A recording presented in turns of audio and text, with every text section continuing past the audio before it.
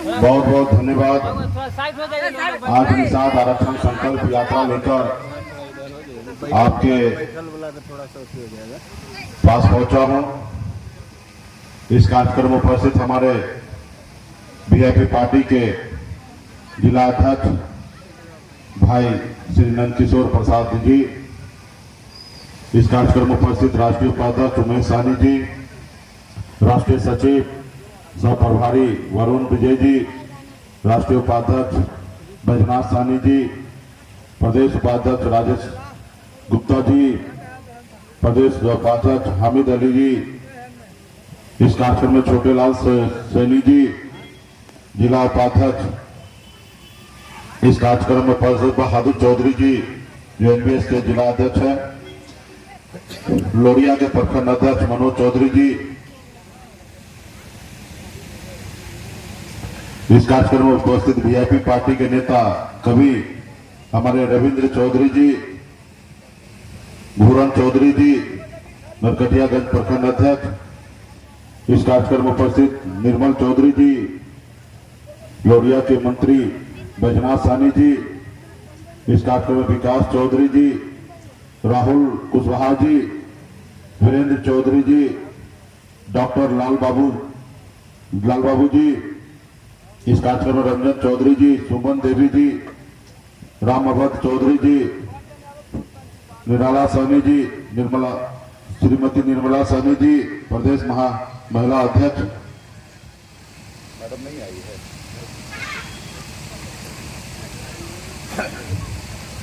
मोतिहारी जिला सहाय हमारे जिला अध्यक्ष अशोक साहनी जी, सुगौली प्रखंड के प्रमुख श्री मनोज साहनी जी, हरसिद्धि विधानसभा के प्रभारी जितेंद्र साहनी जी, राजीव श्रीवास्तव जी,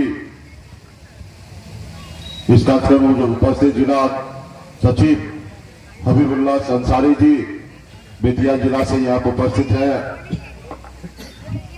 जिला अध्यक्ष भाई विजय चौधरी जी, एनपीएस के जिला अध्यक्ष अवधेश चौधरी जी, इस कार्यक्रम में उपस्थित हमारे धनंजय चौधरी जी, जिला उपाध्यक्ष और जिला परिषद सदस्य भाई लालबाबू चौधरी जी, कन्हैया चौधरी जी, अखिलेश चौधरी जी, सुमन देवी जी, अशोक चौधरी जी, संजय चौधरी जी, इरफान जी, उर्मिला सहनी जी, साधु सहनी जी और तमाम वीआईपी पार्टी के सभी नेतागण, और उमेश जी का नाम नहीं है इसमें, पहले था। चलिए, पार्टी के सभी बड़े पदाधिकारीगण, राष्ट्रीय प्रदेश और जिला प्रखंड के सभी नेतागण, इस सभा में उपस्थित बड़े संख्या में सम्मानित गार्जियन, नौजवान साथी, सभी को सनत मल्ला मुकेश सैनी की ओर से नमस्कार प्रणाम साथियों, और माता बहन भी यहाँ पर उपस्थित है, मीडिया के बंधु हैं, सभी को बहुत बहुत धन्यवाद। ये निषाद आरक्षण संकल्प यात्रा पिछले महीना ही 25 जुलाई से पटना से निकली हुई है, वीरांगना फूलन देवी जी के शहादत दिवस पे। ये यात्रा 101 दिन का यात्रा है, 3 महीना 11 दिन का यात्रा है। ये यात्रा पूरे यूपी, बिहार और झारखंड तीनों राज्य में 80 जिला ये जाएंगे, और इस क्रम में आज आपके पास वाल्मीकि नगर बगहा में पुलिस लाइन जिला में हम लोग आपके पास पहुंचे हैं, और पार्टी के सभी साथी स्वागत किए इस रैली के लिए। आप सभी को बहुत बहुत धन्यवाद। मौसम भी सही नहीं है, एक संदेश लेके आए हैं साथियों। हम लोगों ने निषाद आरक्षण संकल्प यात्रा इसलिए निकाला है कि निषाद समाज का आरक्षण मिले। आज बंगाल में निषाद के सभी उपजाति को, बिंद हो, बिलदार हो, नुनिया हो, मला हो, चाय हो, तियर हो, बनपर हो, निषाद के जितने भी कुरी हैं, 50 नाम से हम जाने जाते हैं, सभी को आरक्षण मिल रहा है एससी का। दिल्ली में निषाद के सभी उपजाति को एससी का आरक्षण मिल रहा है, लेकिन बिहार में हमें ओबीसी में रखा गया है, और जिसकी लड़ाई हम लड़ रहे हैं कि निषाद को एससी में बिहार में भी डाला जाए, क्योंकि देश एक है, देश के चलाने वाला प्रधानमंत्री जी एक है, हमारे एक ही संविधान से देश को चलाया जाता है, फिर हमारे साथ भेदभाव क्यों हो रहा है? जब बंगाल, बिहार, उड़ीसा, झारखंड ये सब पहले एक ही राज्य हुआ करता था, समय के अनुकूल राज्य को बंटवारा किया गया, लेकिन निषाद वही है। जो बंगाल में निषाद है वही बिहार में है।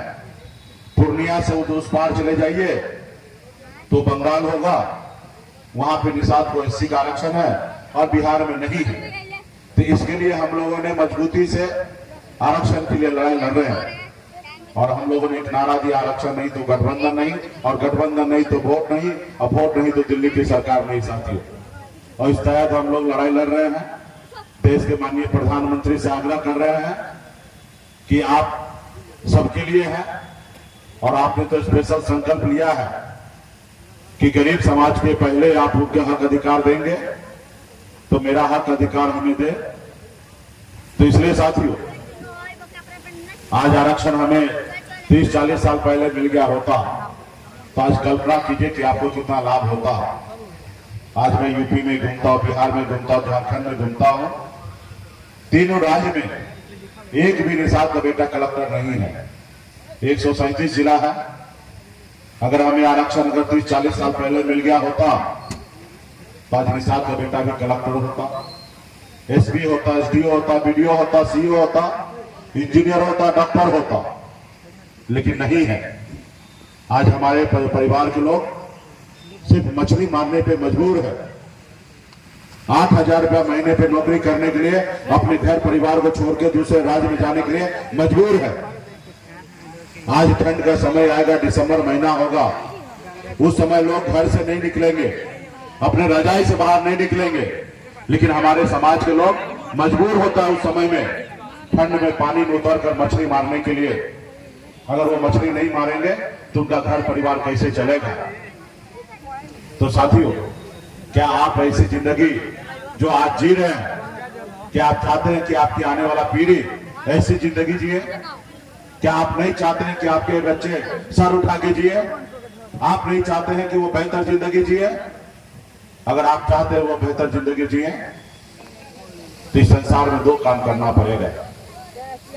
अगर आप चाहते हैं कि आपके बच्चे अच्छे से जिंदगी जिए जैसे बाकी लोगों के बच्चे जीते हैं, तो उसके लिए 2 काम करना पड़ेगा। एक रोटी कम खाइए, अपनी जरूरत को कम कीजिए, लेकिन अपने बच्चे को पढ़ा लिखा के काबिल बनाइए। जब तक आपका समाज शिक्षित नहीं होगा तब तक कोई भी समाज आगे नहीं बढ़ सकता है। इसलिए आप गरीबी में जी रहे हैं, आप झोपड़ी में है, रहिए। जरूरी नहीं है कि पक्का का घर, जरूरी यह है कि आप अपने बच्चे को पढ़ा लिखा के काबिल बनाइए। वो जिस रोज पढ़ लिख लेगा, समझदार होगा, वो झोपड़ी से महल में आपको बना देगा साथियों, झोपड़ी से महल बना देगा। और दूसरा, अपने अधिकार के लिए संघर्ष कीजिए, लड़ाई लड़िए। जब तक आप अपने अधिकार के लिए संघर्ष नहीं करेंगे, लड़ाई नहीं लड़ेंगे, तब तक आपका समाज आगे नहीं बढ़ेगा।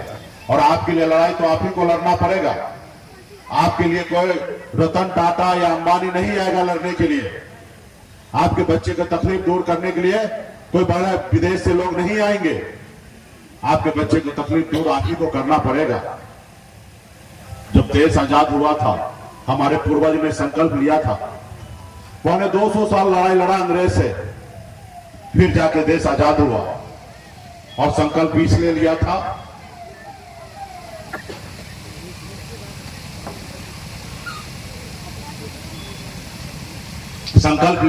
था कि आजाद भारत में हमारे आने वाला पीढ़ी सर उठा के जिएगा, सर उठा के सांस लेगा। देश को आजादी तो मिला, लेकिन खास करके जो लोग लड़ाई लड़े, जिसके बाप दादा शहीद हुआ, आज भी उसके बेटे, उनके पूर्वज, उसके वंशज आज भी गुलाम बना हुआ है। जो अंग्रेज के जमाने में जो जी हजूरी करता था, अंग्रेज का तलवा चाटता था, वो लोग आज मालिक बना हुआ है। तो इसलिए साथियों, आपको संघर्ष करना पड़ेगा। आजादी के बाद हमें एक संविधान मिला है। संविधान बाबा साहब भीमराव अंबेडकर ने बनाया, हमें एक लोकतंत्र दिया। उस लोकतंत्र में आपके पास एक बहुत बड़ा पावर दिया, एक बहुत बड़ा शक्ति दिया। पहले राजा के घर में रानी के कोख से बच्चा जन्म लेता था तो राजा बनता था, लेकिन लोकतंत्र में बाबा साहब भीमराव अंबेडकर ने आपके पास ऐसी शक्ति दी कि एक निषाद मल्ला का बेटा, एक गरीब मजदूर का बेटा, एक किसान का बेटा अपने वोट के दम पर राज्य का मुख्यमंत्री और देश का प्रधानमंत्री बन सकता है। उन्होंने बताया कि अब जरूरी नहीं है कि राजा के घर में बच्चा जन्म ले वही राजा बनेगा। राजा वही बनेगा जिसके पास सबसे ज्यादा अधिक वोट होगा। और जिस लोगों ने अपने वोट को, शक्ति को पहचाना, अपने लोगों को साथ लिया, वो देखिए इस देश दुनिया में अपनी पहचान बनाया, अपने समाज को आगे बढ़ाया। ये काम आप भी कर सकते हैं। आपके पास भी बिहार में, यूपी, झारखंड में 15% वोट है, लेकिन आपको अंदाजा नहीं है कि आप क्या कर सकते हैं। जैसे हनुमान जी को पता नहीं था कि 7 समुद्र पार करके रावण को लंका जला सकता है, लेकिन जब याद दिलाया गया तो हनुमान जी 7 समुद्र पार करके रावण को लंका जलाने का काम किया। वैसी शक्ति, वैसी ताकत आज बिहार के निषाद, उत्तर प्रदेश और झारखंड के निषाद के पास है। अगर चाह लीजिएगा तो पटना क्या, दिल्ली को आप कब्जा कर सकते हैं। ऐसी शक्ति आपके पास है साथी। जिन लोगों ने शक्ति को पहचाना, वोट को, ताकत को समझा, जैसे आदरणीय श्री लालू प्रसाद यादव जी, बहन मायावती जी, मुलायम सिंह यादव जी, स्वर्गीय रामविलास पासवान जी, इन लोगों भी गरीब घर में ही जन्म लिए, लेकिन संघर्ष किए, लड़ाई लड़े। जब लालू जी लड़ाई लड़े, संघर्ष किए, अपना दल बनाए, तो उनके लोगों ने उनको साथ दिया, उनके समाज के लोगों ने उनको साथ दिया। जब साथ दिया तो दल को बल मिला, और जब दल को बल मिला तो बिहार में 15 साल बिहार का मुख्यमंत्री थे, और आज भी उनकी पार्टी सरकार में है। आज आपके पास भी शक्ति, ताकत है। सिर्फ जरूरी है अपने वोट को पहचानना, अपनी ताकत को पहचानना।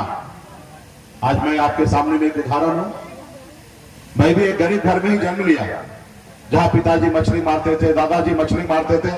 ऐसे परिवार में मेरा भी जन्म हुआ। जहां हजारों समस्या था, वहीं मेरा जन्म हुआ। हमने भी गरीबी भी देखा है। 18 साल की उम्र में, जिस उम्र में बच्चे को अपने घर परिवार में, अपने रिश्तेदार के साथ रहना होता, उस उम्र में घर छोड़कर मुंबई जैसे शहर गया, मेहनत मजदूरी किया।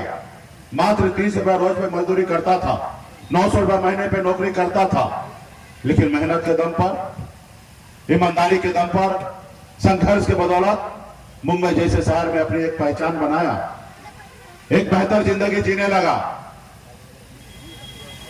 बड़े बड़े महलों में रहने लगा, बड़े गाड़ी में घूमने लगा। जो बेहतर जिंदगी लोग जीते ऐसे जी रहा था। लेकिन मैं मुड़ के देखा, बिहार, हमारे लोग बहुत पीछे हैं। लोग चांद पे घर बनाने के लिए सोच रहे हैं, लेकिन आज भी इस धरती पे हमारे लोगों के लिए रहने के लिए घर नहीं है। आज भी उनके घर पे जाने के लिए रास्ते नहीं है। आज भी गरीब घर में जाइएगा, उनके बच्चे दम तोड़ देता है उनके माँ बाप के सामने में, क्योंकि उनके पास पैसा नहीं होता कि अपने बच्चे को प्राइवेट हॉस्पिटल में इलाज करा सके। आज ऐसी स्थिति बना हुआ है, और देश हमारा बहुत तेजी से आगे बढ़ रहा है। देश के सभी लोग बहुत तेजी से आगे बढ़ रहे हैं, लेकिन आप वहीं का वहीं हैं। आप आगे नहीं बढ़ पा रहे हैं। आप गुलामी की जंजीर को नहीं तोड़ पा रहे हैं। तो इसके लिए साथियों, आपका भी अधिकार है कि सर उठा के जीने का। आप बताइए ना, उस बच्चे का क्या गुनाह है कि आपके घर में जन्म लेते हैं, और जन्म लेने के बाद वो दिसंबर महीना में ठंडी में जाकर मछली मारते हैं। उसका बेहतर जिंदगी कौन बना के देगा? आप ही को विचार करना पड़ेगा, आप ही को लड़ाई लड़ना पड़ेगा साथियों। तो इसलिए आप अपने वोट को, शक्ति को पहचानिए, संगठन पार्टी के साथ मजबूती से खड़ा होइए, अपने आने वाला पीढ़ी के लिए लड़ाई लड़िए। और जब लड़ाई लड़िएगा तो 2 ही परिणाम होगा, हार या जीत। ये 2 ही परिणाम होगा, तीसरा कुछ भी नहीं होगा। और मन से जब संकल्प के साथ लड़िएगा तो जीत होगा। क्या होगा? पहली बार आप गिरिएगा, फिर उठिएगा, फिर गिरिएगा, फिर उठिएगा, फिर गिरिएगा, फिर उठिएगा, और एक न एक दिन हार भी शर्मिंदा होगा, और एक न एक दिन आपको जीत दिलाएगा साथियों। आप बताइए ना, हमारे पूर्वज ने पौने 200 साल अंग्रेज से लड़ाई लड़ा, कई पीढ़ी, 9 पीढ़ी लड़ाई लड़ा, तब जाके देश आजाद हुआ। आज आप लड़िएगा, शायद आपसे नहीं होगा, आपके आने वाला बच्चे लड़ाई लड़ेंगे, शायद वो लड़ाई को कामयाबी में बदलेंगे। आज मेरी मांग कोई नाजायज नहीं है, हमारी मांग जायज है। और जब हम अपनी मांग जायज है तो हम क्यों ना लड़े? हमें देश के प्रधानमंत्री जी बता दे, वो आते ना संडे को मन की बात करने के लिए, वो बताए कि मुकेश सहनी जी आप जो मांग कर रहे हैं वो गलत है। तो हम 4 कदम पीछे हट जाएंगे। अगर मेरी मांग सही है तो सरकार का काम है पूरा करना, और सरकार तो आप ही बनाते हैं, सरकार तो आप ही बनाते हैं, आप ही के पास पावर है। आपने देखा पिछले 9 सालों से आप लोगों ने सहयोग दिया, साथ दिया। हम लोग लड़ाई लड़ रहे हैं, मजबूती से आप लोगों का सहयोग मिला। हम आरक्षण का सफलता प्राप्त नहीं कर पाए, लेकिन हमने बिहार में कम उपलब्धि हासिल नहीं कर पाया, हमने बहुत उपलब्धि हासिल किया। कल तक निषाद का बेटा को कोई जानता नहीं था, पहचानता नहीं था। आज पूरा देश जानने लगे, पहचानने लगा। आज निषाद के बेटा से प्रधानमंत्री डरने लगे हैं, आज निषाद के बेटे से राज्य के मुख्यमंत्री डरने लगे हैं। ये हम अपनी पहचान बनाए हैं। आज तक हमारा लोग एक टिकट मांगने के लिए अपनी पूरी उम्र बिता देता था, एक टिकट नसीब नहीं होता था। लेकिन आपने देखा 2020 में एक निषाद का बेटा टिकट नहीं मांग रहा था, टिकट बांटने का काम किया। 11 टिकट हमने बांटा। ये कैसे हुआ? ये बस आपका सहयोग से हुआ, आपके साथ की वजह से हुआ। आपने देखा 4 हमने विधायक बनाया। आजादी से 75 साल में पहली बार बिहार में निषाद का बेटा ने अपना दल बना के 4 विधायक बनाया। और सरकार का चाबी मेरे जेब में था। हम जिनको चाहते उनको सरकार बना सकते थे, ऐसे हमारे पास पावर था। हमने ईमानदारी के साथ हमने नीतीश कुमार जी को बिहार का मुख्यमंत्री बनाया, क्योंकि हम एक क्लब के वंशज है। अमर शहीद जुब्बा सानी, वीरांगना फूलन देवी के वंशज है। हम कभी किसी के साथ गद्दारी नहीं करते। हमारे पास भी ऑफर आया था, आइए डिप्टी सीएम बनिए, 4 विधायक को मंत्री बना दीजिए, आइए सरकार में जो चाहिएगा कीजिए। लेकिन हम ईमानदारी के साथ आगे बढ़ना चाहते हैं साथियों, हम कभी किसी के साथ गलत नहीं करते हैं। लेकिन आपने देखा आपके साथ क्या हुआ, आपने जिनके साथ था वो आपके साथ क्या किया। वो देखा एक गरीब मजदूर का बेटा जो कल तक गुलाम था, जो हमारे पैरों तले दबा हुआ था समाज, आज वो मालिक बन गया है, आज सरकार में मंत्री बन गया है, 4 विधायक बना लिया है, सरकार में अपने हिसाब से चला रहा है। इसको रोको, नहीं रोकोगे तो निषाद समाज बिहार में सोया हुआ शेर है, ये जग जाएगा। और जिस रोज जग जाएगा उस रोज लालू प्रसाद यादव जी के जैसे अकेले बिहार में सरकार बना लेगा, क्योंकि इनके पास 15% वोट है। और फिर ये जग गया, अपने आप को सरकार बना लिया, तो फिर किसको गुलाम बनाओगे? तो उनको अच्छा नहीं लगा। जो समाजवादी विचारधारा वाला है उन्होंने आपके विधायक को खरीद लिया, आपको सरकार से बाहर कर दिया, इसलिए क्योंकि निषाद का बेटा खड़ा ना हो, वो सर उठा के जिए नहीं। तो दुश्मन आपका बहुत चालाक है साथियों, आपको दुश्मन से लड़ाई लड़ना पड़ेगा मजबूती से। आपने देखा होगा अटल बिहारी वाजपेयी जी का सरकार स्वर्गीय रामविलास पासवान जी 1 सीट से गिरा दिए थे। आपने देखा एक विधायक से झारखंड में मधु कोड़ा झारखंड के मुख्यमंत्री बन गए थे। सिर्फ 4 ही विधायक हमारे पास बना था, लेकिन सरकार का चाबी हमारे पास था। हम जो चाहते थे राज्य में वही कर पाते थे। आज आपकी मांग जायज है, आज आपके पास इतनी शक्ति है, जो आपका दोस्त बनेगा वो 60 लोकसभा सीट जीतेंगे, और जो आपका दुश्मन होगा वो यूपी बिहार झारखंड में 60 लोकसभा सीट हारेंगे। साथियों आप लोगों को मजबूर कर दीजिए, आपके आरक्षण की बात मानने के लिए उनको मजबूर कर दीजिए। आप संघर्ष कीजिए, जैसे बिहार में 4 विधायक बनाए, आने वाले समय में 40 विधायक बनाएंगे, ऐसे ताकत बनाइए। 40 जब हम बिहार में बना लेंगे तो दिल्ली में भी 10 बना लेंगे, और जब दिल्ली में 10 आपका बनेगा तो सरकार तो आपके हिसाब पे होगा, और जब सरकार आपके हिसाब से होगा तो भारत के संविधान को हम भी मानते हैं और दुनिया भी मानते हैं, और संविधान के दायरा में रहकर हम निषाद का बेटा का आरक्षण लागू करेंगे। बहुत दूर नहीं है साथियों, 75 साल आपने लड़ाई लड़ा, संघर्ष किया है। आपने पिछले 9 साल से आप हमारे साथ हैं, और आप लोग तो 6-7 साल से हैं, और 6-7 सालों में हम लोगों ने एक अपनी बिहार में पहचान बना लिया है। और इसी तरीके से 2-4 साल 5 साल और हम संघर्ष करेंगे। अभी हमारा उम्र क्या है? 42 साल ही हुआ है। अभी हम मजबूती से कम 30 साल तो एक्टिव राजनीति करेंगे साथियों, और 30 साल मतलब 72 ही होगा। और 30 साल जब एक्टिव राजनीति करेंगे, और 5 साल में हम यहां तक पहुंच गए हैं, जो आज दिल्ली का कुर्सी ऐसे से हिलने लगा है कि मुकेश सहनी कैसे डील होगा। आज आ रहे हैं, कह रहे हैं आइए दोस्ती कीजिए, और हमारे दल में आ जाइए और अगला 2025 का मुख्यमंत्री बन जाइए। वो आते हैं, ऑफर करते हैं। हमने कहा भाई हम मलाह हैं, हम मछली मारते हैं, जाल में फंसाते हैं, हम फंसते नहीं हैं, हम अपना झोपड़ी में ही रहेंगे, हम संघर्ष करेंगे, लड़ाई लड़ेंगे, लेकिन अपना झोपड़ी का राजा रहेंगे। तुम्हारे महलों में नहीं आना है, तुम्हारे महलों में आके गुलाम हमें नहीं बनना है, हमें संघर्ष करना है। तो इसलिए साथियों, पार्टी के बहुत सारे साथी हैं। पहले बहुत ही अच्छा आप लोग एक्टिव थे, कुछ सालों से आप लोग सो गए हैं, इसमें खैर आपका कोई गलती नहीं है। पार्टी के लोग क्या है कि पटना से आप लोग बहुत दूर हैं और हम लोग बहुत कम आते हैं, और चाहे आपको सुख हो या दुख हो उसमें हम कम आते हैं, लेकिन हम लोग अभी प्रयास करेंगे कि आपके आसपास में मजबूती से रहे और ये सब जो एरिया जो है यहाँ मजबूती से हम लोग मजबूत अपने लोगों के लिए काम करें, संगठन को मजबूत करें और आने वाले पीढ़ी के लिए हम मजबूती से लड़ाई लड़ें। तो इसलिए साथियों, इस बार हमने ऐसा दबाव बनाया है, जैसे कोरोना काल में आपने देखा कि डॉक्टर ने एक वैक्सीन का निजात किया था लोगों को सुरक्षित करने के लिए।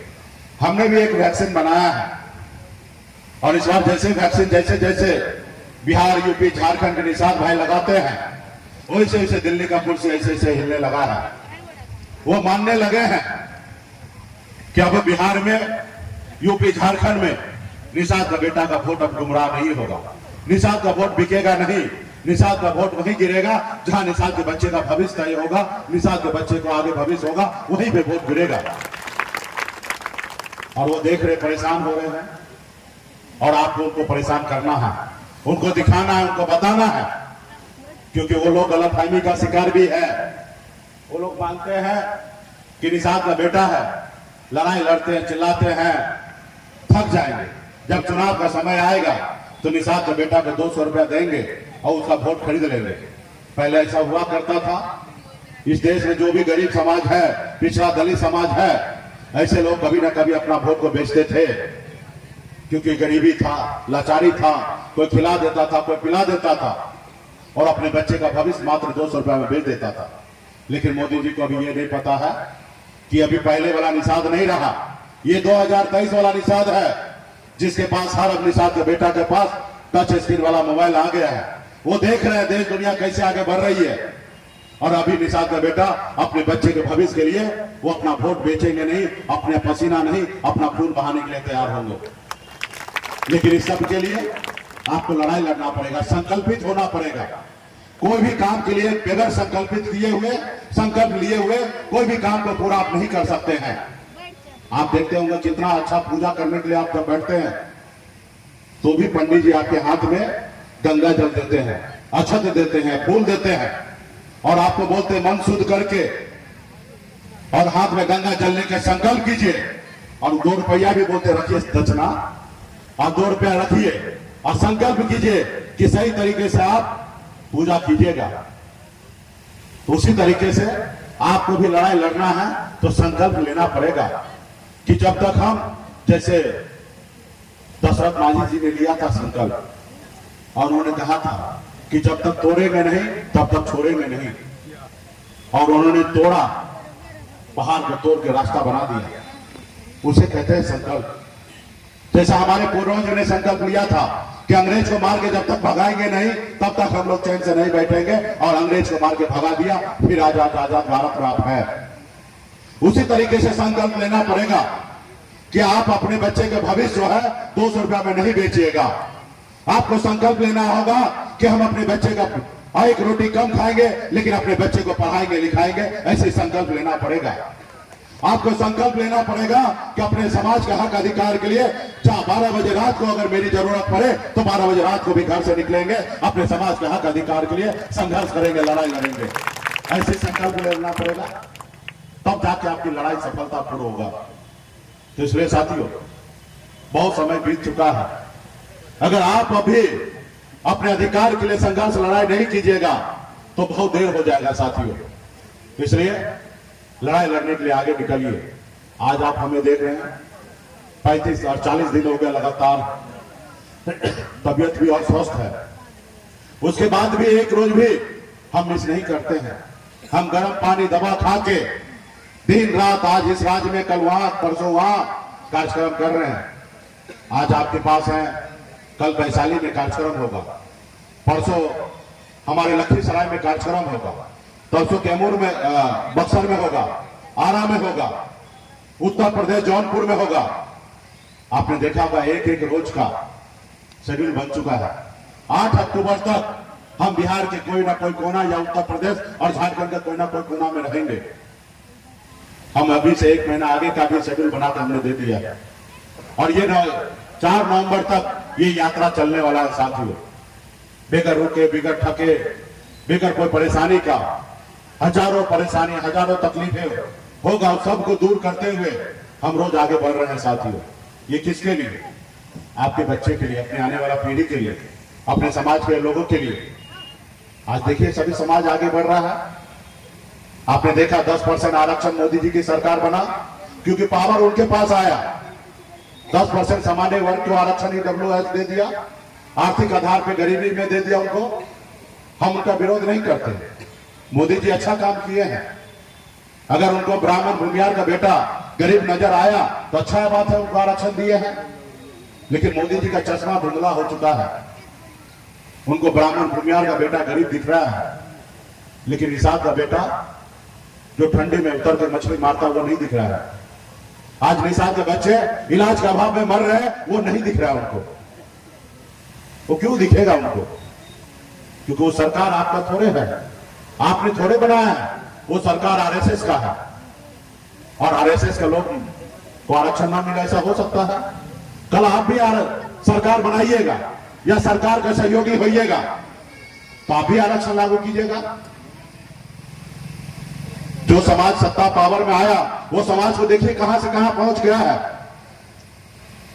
तो इसलिए साथियों, सब चीज पावर में ही है, पावर आपके उंगली में है।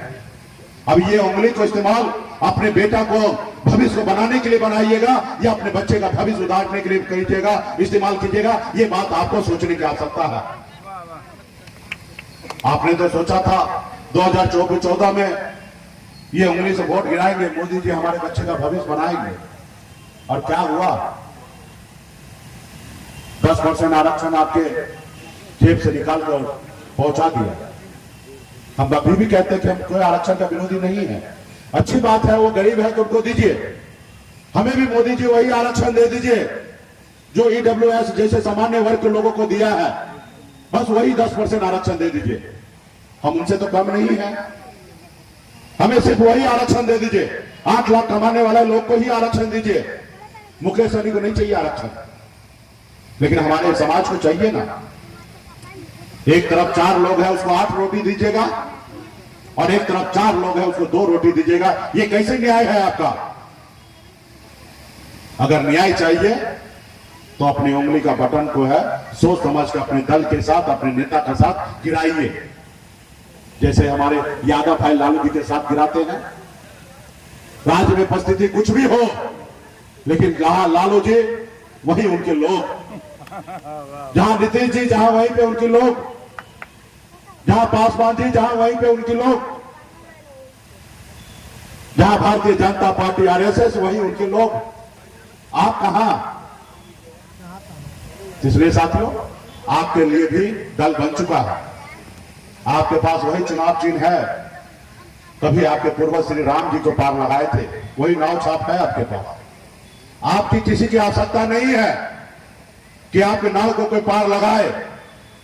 आप खुद केवट महाराज हैं, आप केवट के वंशज हैं। आपको कोई मोदी अदानी नहीं चाहिए। आप अगर जिस रोज ठान लीजिएगा उस रोज दुनिया का कोई ताकत नहीं है कि आपको नाव को किराना लगाने से कोई रोक सकता है साथियों। इसलिए जरूरी है लड़ाई लड़ना, संकल्प करना। तो क्या आप लोग लड़ाई लड़ने के लिए तैयार हैं?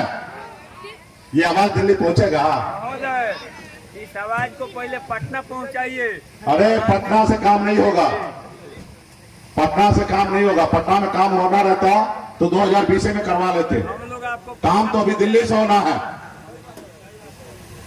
या मोदी जी को जिता के या उनको हरा के।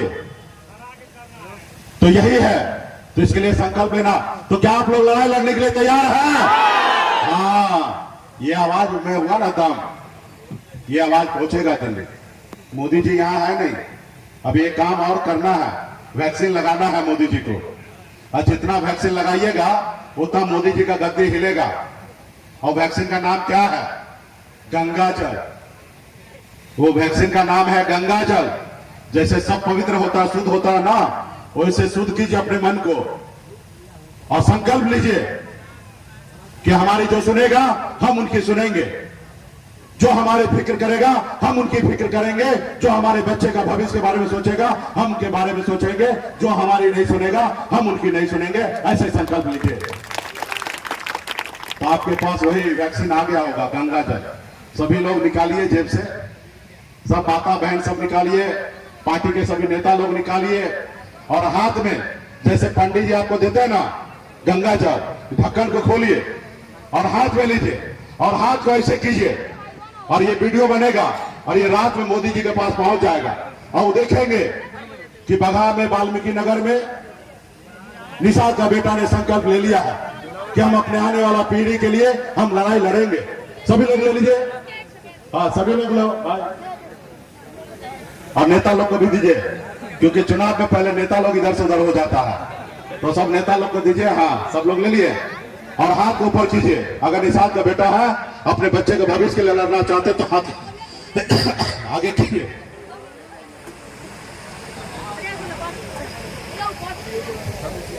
मैं बाबा केवल महाराज भगवान वेद व्यास प्रभु श्री राम भगवान गौराज निषाद बाबा अमर सिंह बाबा काशी बाबा जय सिंह महाराज बाबा कारिक महाराज बाबा कोयला माता कमला अमर शहीद जुब्बा सहनी वीरांगना फूलन देवी और अपने पूर्वज को साक्षी मानकर हाथ में गंगा जल लेकर संकल्प करता हूँ कि अपने समाज और अपने आने वाले पीढ़ी के लिए हर परिस्थिति में संघर्ष करूंगा और अपनी विकासशील इंसान पार्टी के साथ रहूंगा। पार्टी जो निर्णय लेगी हम उस निर्णय के साथ रहेंगे। हम संकल्प लेते हैं एक रोटी कम खाएंगे लेकिन अपने बच्चे को पढ़ाएंगे लिखाएंगे। हम संकल्प लेते हैं निषाद आरक्षण संकल्प यात्रा घर घर तक पहुंचाएंगे, सभी को संकल्प करवाएंगे। जय निषाद राज, जय वीआईपी, जय बिहार। चलिए बहुत बहुत धन्यवाद। यहाँ पे बड़े संख्या में माता बहन नौजवान साथी सभी लोगों ने पार्टी के नेता संकल्प ले लिया है कि हम अपने आने वाला पीढ़ी के लिए, अपने आने वाले बच्चे के हक अधिकार के लिए संघर्ष करेंगे, लड़ाई लड़ेंगे। और निश्चित तौर पे जो आपने संकल्प लिया है, आने वाला समय दूर नहीं होगा साथियों। बहुत जल्दी हम अपने समाज के हक अधिकार को दिलाएंगे और आरक्षण दिलाएंगे साथियों। तो इसलिए बहुत बहुत धन्यवाद। जो हमारे मोटरसाइकिल से युवा साथी आए हैं वो आगे